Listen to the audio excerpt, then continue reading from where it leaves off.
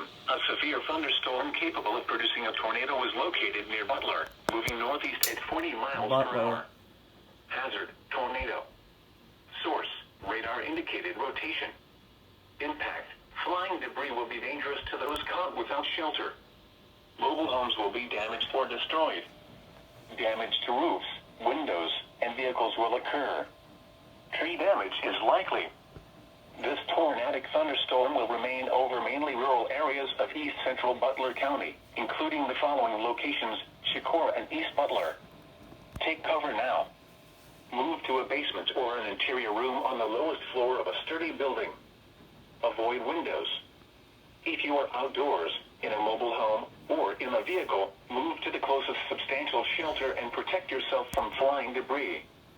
Please report severe weather by calling 412-262-1988, posting to the National Weather Service Pittsburgh Facebook page, or using Twitter at NWS Pittsburgh. Repeating, a tornado warning has been issued until 7:15 a.m. for the following county: Butler, Pennsylvania. Now Butler.